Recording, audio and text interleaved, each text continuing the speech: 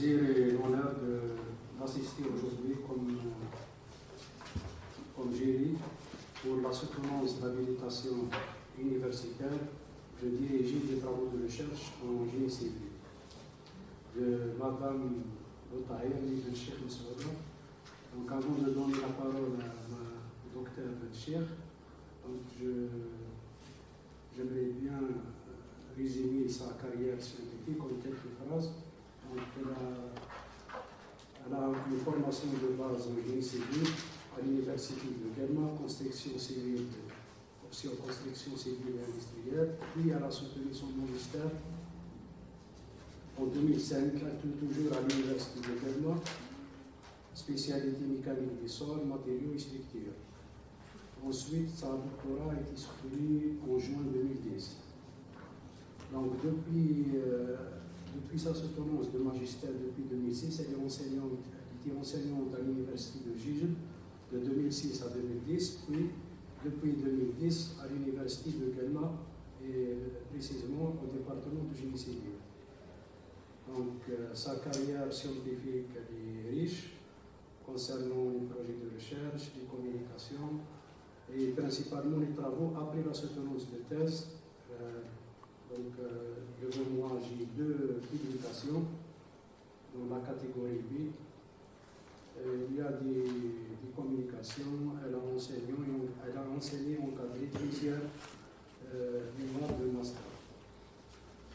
Donc, je vous donne le docteur Richard 30 à 40 minutes pour présenter une synthèse de vos travaux de recherche. Bon courage.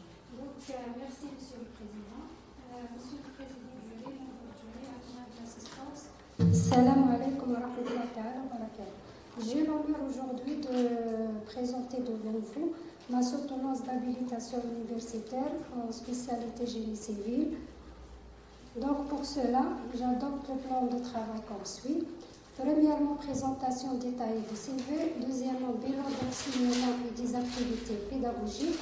Troisièmement, bilan des activités de recherche. Et enfin, conclusion et perspectives de recherche et d'enseignement.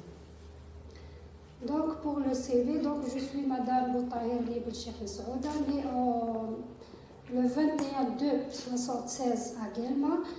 Je suis mariée, mère de 4 gosses. Je suis affiliée au département de génie civil et d'hydraulique au sein de l'université de Guelma. Je suis membre au laboratoire LGCH de la même université. Donc pour les diplômes universitaires, en 1995, j'ai obtenu mon bac technologie option génie civil. Cela a permis de faire l'inscription au tronc commun technologie à l'université de 8045. En 2001, j'ai obtenu mon diplôme d'ingénieur d'État en génie civil, spécialité CCI. Après une année, j'ai la chance de participer au concours à l'accès de magistère, spécialité mécanique des sols, matériaux et structures, à la même université. Donc après une année théorique et 2 ans de recherche, j'ai soutenu ma thèse de magistère en 2005. En 2010, j'ai soutenu ma thèse de doctorat en génie civil, spécialité géotechnique, sous la direction du professeur M. Bled. Donc les emplois occupés entre mai 2005 et le novembre 2006, j'ai travaillé comme ingénieur en génie civil au service d'habilitation à l'OPGI de Guelma. Après certaines participations au concours de recrutement à l'université, j'ai la chance de travailler au département de génie civil et d'hydraulique à l'université Mohamed Sadiq Ben Yahya. En 2002, en novembre 2010, j'ai travaillé à l'université de 8045 jusqu'à ce jour. Donc, la carrière universitaire.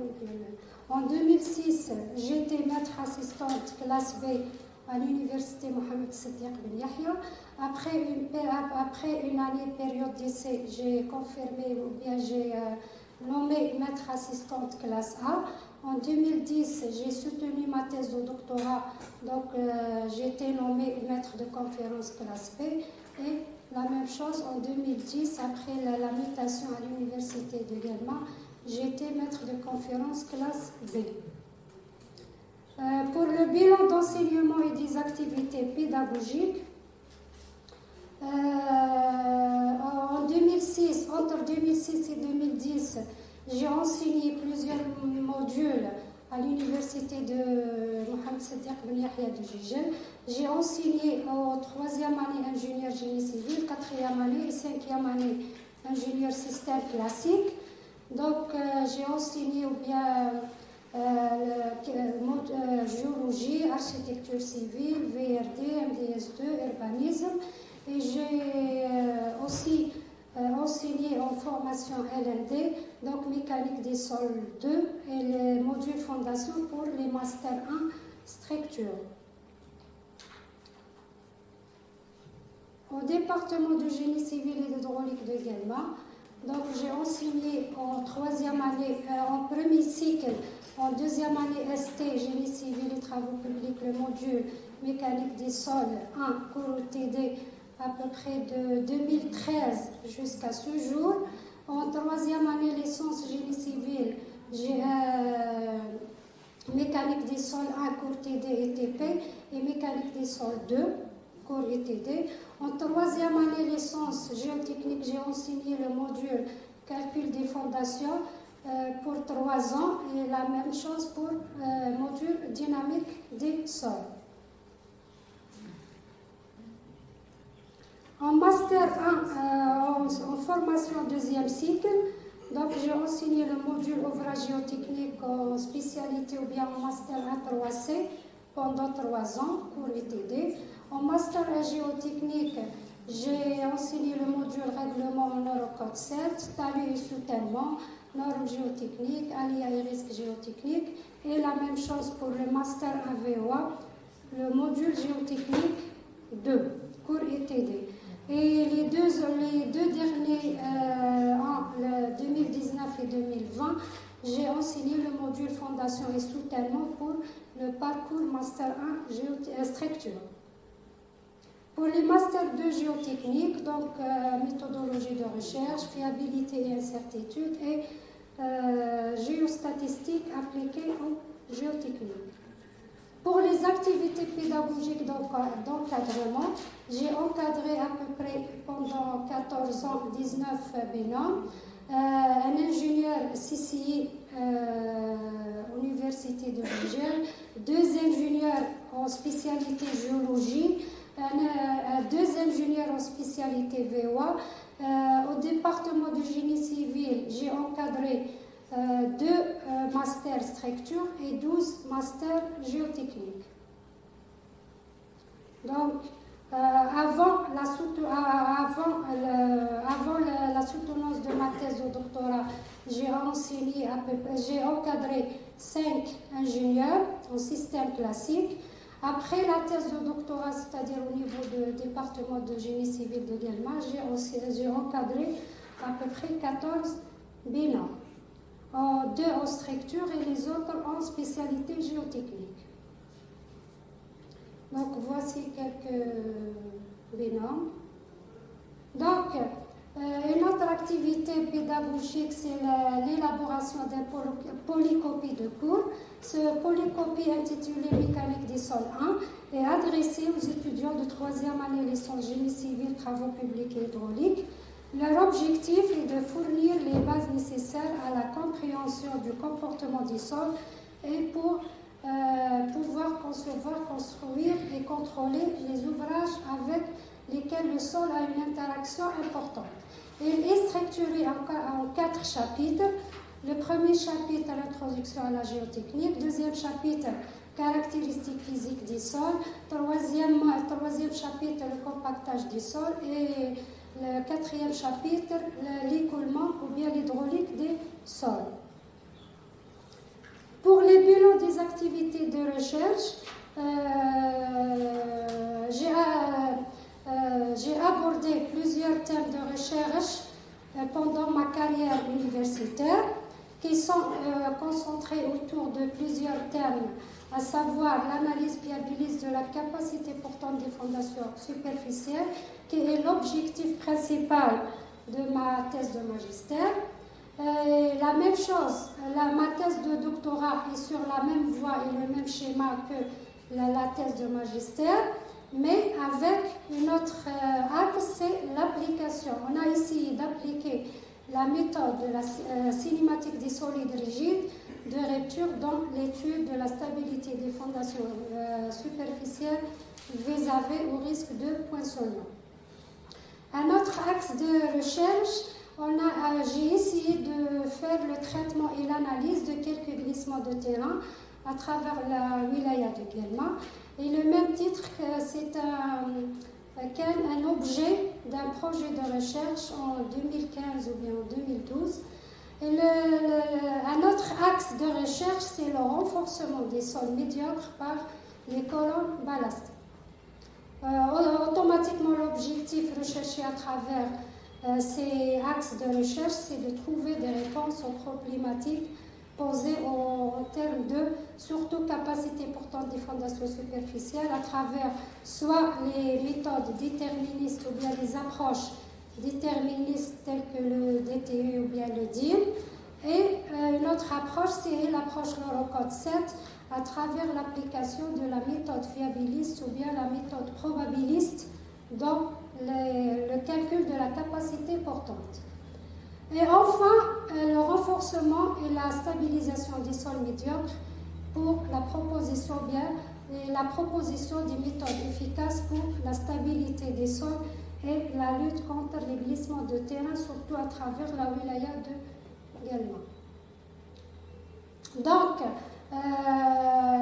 pour les travaux réalisés, après avoir validé l'année théorique de magistère de 2002-2003, j'ai choisi le thème de recherche analyse probabiliste de la stabilité des fondations superficielles sous la direction du professeur M. Gleb.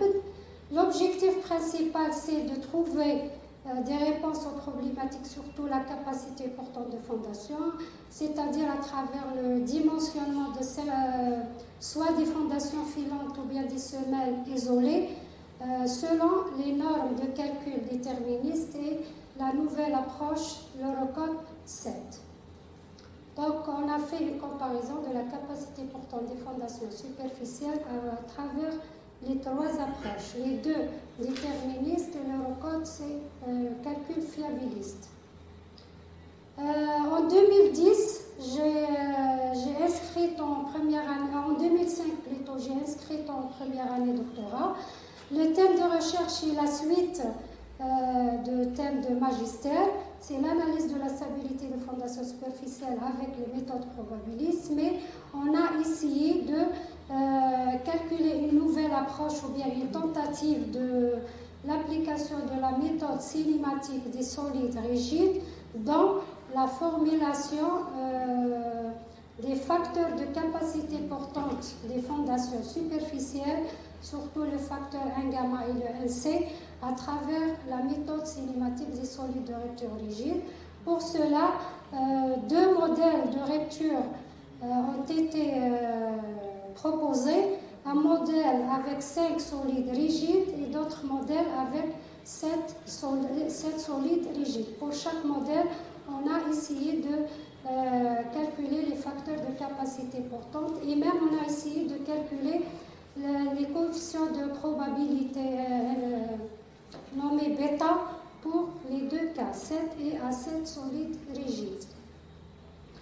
Un autre axe de recherche après ma soutenance de la thèse de doctorat, c'est une tentative aussi de la stabilisation des sols médiocres, surtout les argiles molles, par le renforcement avec des colonnes ballastiques.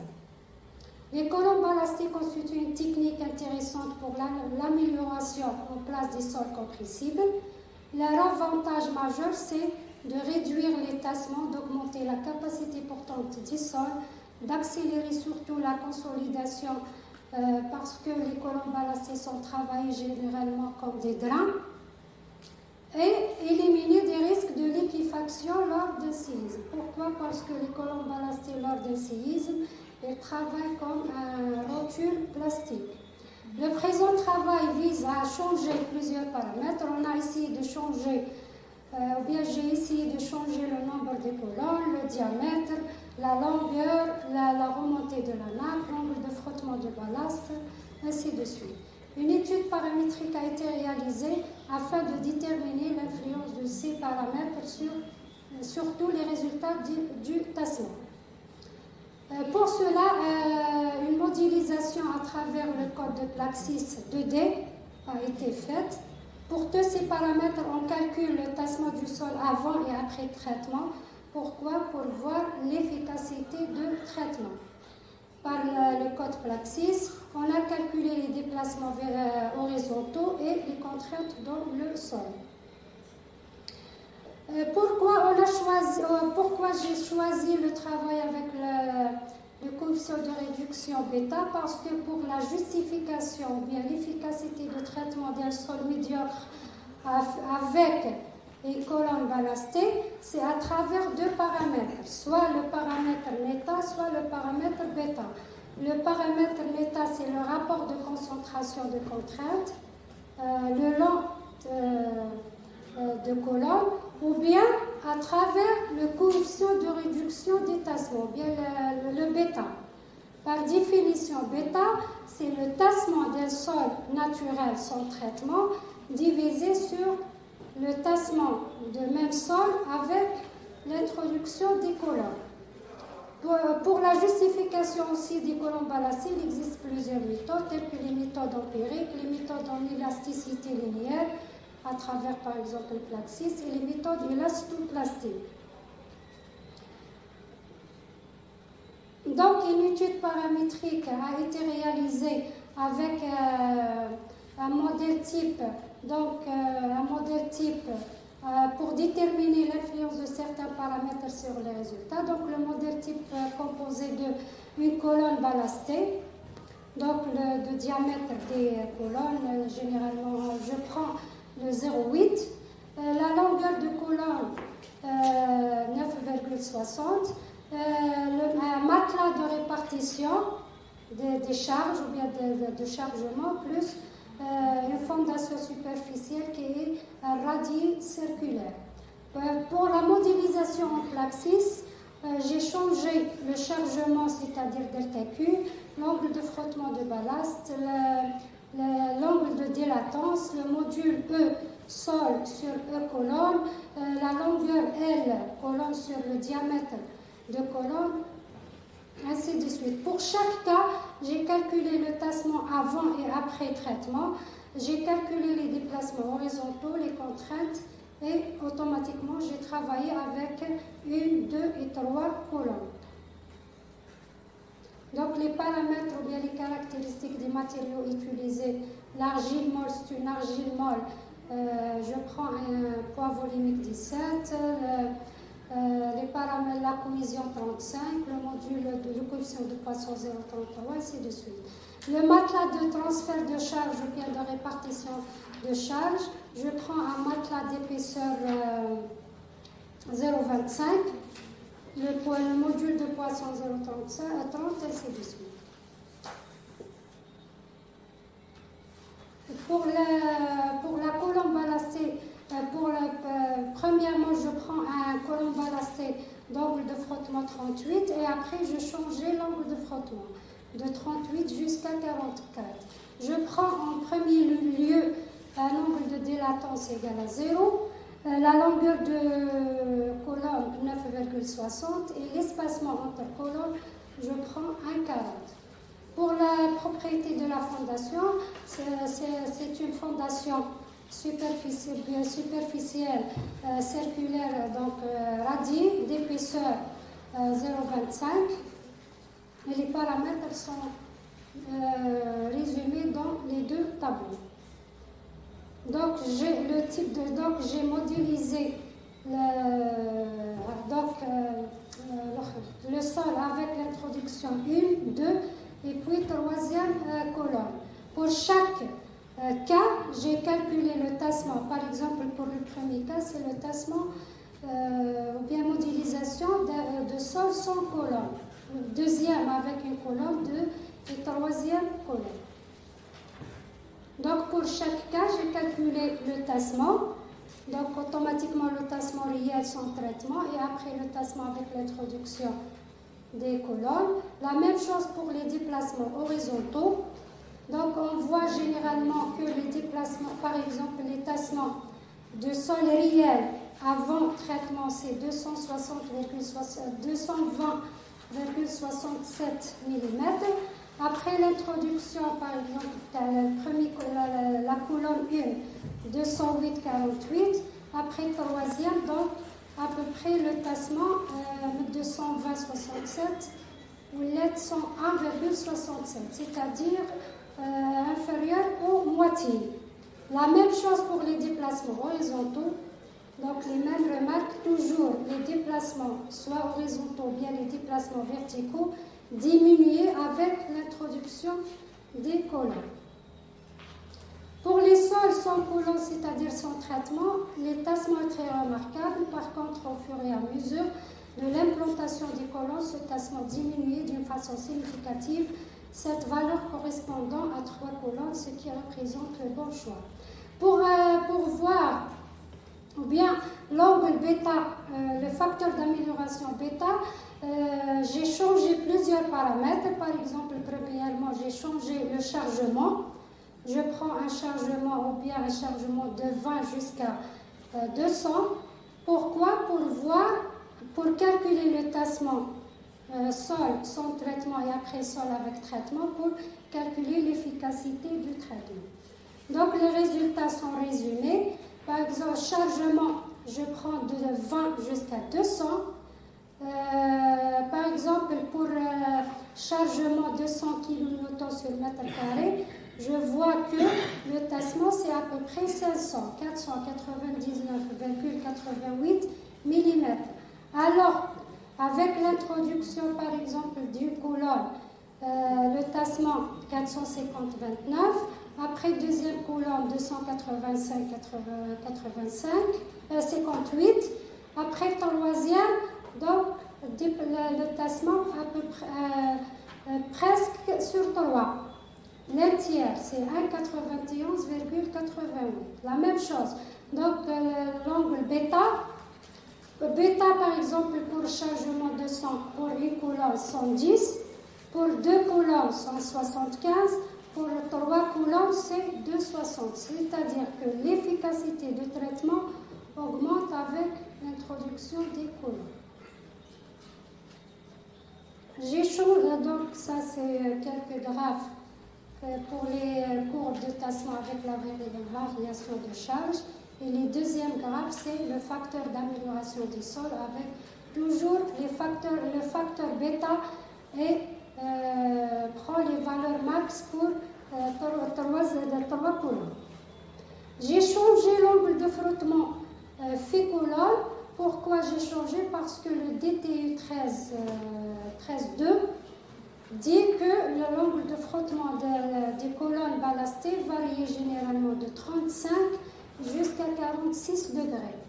Pour cela, j'ai changé l'angle fait-colonne de 38 jusqu'à 44 pour voir leur influence sur l'angle bêta, plutôt sur le coefficient de bêta. Donc la même chose, les tassements pour sol sans traitement c'est 220,67. Avec l'introduction de la première colonne 205, deuxième colonne 139, troisième colonne à peu près de presque un tiers, 97,52. Donc les graphes, c'est les courbes de la variation de l'angle de frottement de colonne avec l'efficacité de traitement et la même chose pour les tassements. Un autre paramètre qui influe sur l'angle bêta, c'est l'angle de délatance. Pour le cas général, je prends un angle de dilatance égal à 0, c'est-à-dire le ballast la colonne non dilatante. Après ça, j'ai changé l'angle de dilatance de 0 à 30. Mais la norme dit généralement que la valeur théorique, donc ces valeurs restent des valeurs théoriques. Pourquoi? Parce que la pratique dit que l'angle de dilatance ne dépasse pas les 15 à 20 degrés. La même remarque, toujours l'efficacité de traitement bêta augmente ou bien croît avec l'augmentation du nombre des colonnes. Pour le troisième colonne, le bêta par exemple pour 30 c'est 2,21. La même chose pour les courbes, toujours le bêta croît ou bien les valeurs de bêta est plus grand pour la stabilisation avec 3 colonnes. J'ai changé également pour voir l'influence du rapport des modules d'élasticité E colonne sur E sol. J'ai choisi toujours des valeurs théoriques. Je choisis EC sur ES5, 10, 20 et 40. Donc toujours le bêta augmente avec l'augmentation le nombre des colonnes. La même chose pour les graphes. Un autre paramètre qui influe sur le comportement de sol de traiter avec les colonnes, c'est la longueur de colonne. Donc pour le cas général, la longueur c'est 9,6 mètres. Après ça, j'ai changé le rapport L sur DC, c'est-à-dire la longueur de colonne sur le diamètre. Je prends les rapports 4, 8, 12 et 16.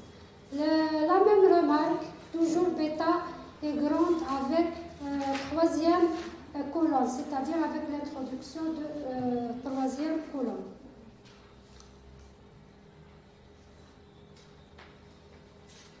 Donc l'effet de la nappe, j'ai choisi une nappe à la profondeur 1 mètre.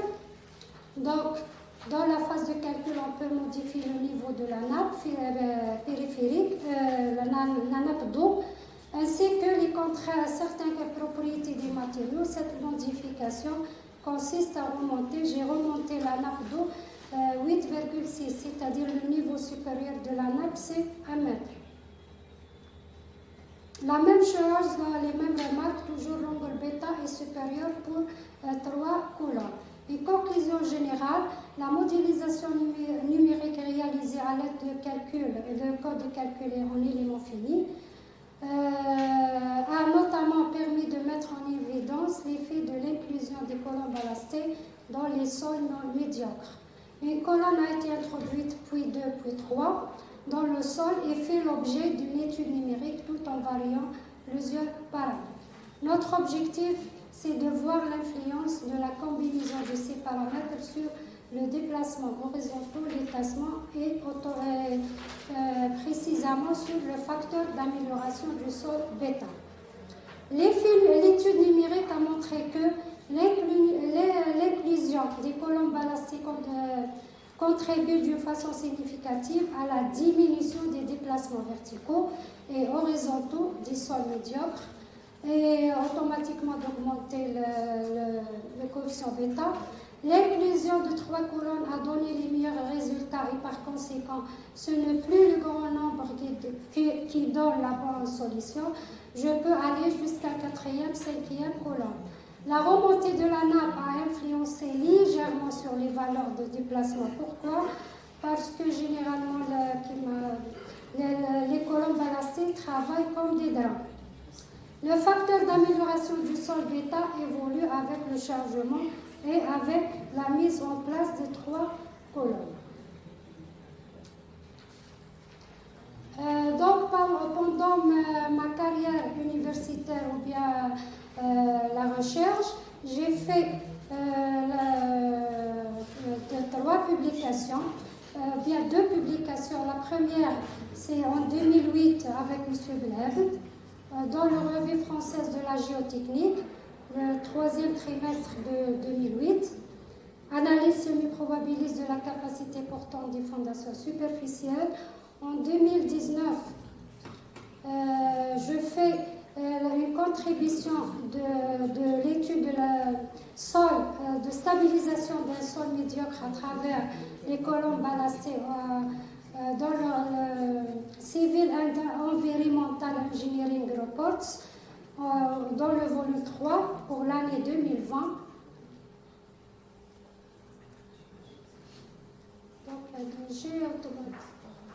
Donc ça c'est j'ai un chapitre en principe dans la conférence de Arabian Journal of Geoscience en 2019, mais jusqu'à maintenant, le chapitre en rédaction. Donc, pour les communications internationales, j'ai à peu près 11 communications nationales à travers plusieurs thèmes de recherche. Par exemple, en 2005, à l'université de Guatemala, l'analyse probabiliste de la stabilité des fondations superficielles, séminaire international sur les risques naturels liés au glissement. En 2008, à l'Égypte, en 2007, plutôt à l'université de l'Égypte, et en 2008, à l'université de Skikda, ainsi de suite. J'ai en total 11. Les communications nationales, j'ai 6. Donc, les projets de recherche, pendant ma carrière universitaire, j'étais membre aux 3 projets de recherche comme enseignant-chercheur. En 2008, avec un projet de recherche, analyse et traitement des glissements de terrain à travers le réseau routier de la wilaya de Guelma, sous la direction du professeur M. Blebel. En 2012, un autre projet, c'est la fiabilité des ouvrages géotechniques. Et le dernier, c'est l'analyse fiabiliste des risques des catastrophes, en 2015. Concernant la conclusion et perspective de recherche et d'enseignement, donc, j'ai enseigné plusieurs modules. J'ai élaboré un polycopie de cours intitulé Mécanique des sols 1. J'ai participé à l'encadrement des étudiants en master géotechnique, master géotechnique structure et 3 ou bien 4 ingénieurs d'État en système classique. J'ai participé dans des projets de recherche, j'ai fait plusieurs publications et communications. Récemment, j'ai nommé un poste spécifique chef du parcours géotechnique en janvier 2021 au département de génie civil et d'hydraulique. Les perspectives de recherche, c'est l'étude de la stabilité des fondations superficielles par la méthode cinématique en cas des sols hétérogènes ou bien en cas d'imprésence d'eau ou bien en 3D. L'application d'autres méthodes probabilistes, soit en fondation ou bien en démir-soutènement, telles que la méthode de fiabilité de deuxième ordre. La combinaison de la méthode des éléments finis avec les méthodes probabilistes. L'étude des relations linéaires et non linéaires entre les variables aléatoires de résistance et de sollicitation, surtout entre la cohésion et l'angle de frottement, et par l'application de la théorie de régression, corrélation et autocorrélation. Étude d'autres méthodes d'amélioration des sols médiocres et la participation, pourquoi pas, à la conception des projets de recherche nationaux. Perspective pédagogique, encadrer des étudiants soit en master ou bien en doctorat, élaborer de nouveaux polycopies de cours à travers pédagogie, poursuivre et approfondir les travaux de recherche sur la stabilisation et le renforcement des sols médiocres et la participation à la conception de projets de recherche. Et merci pour votre attention.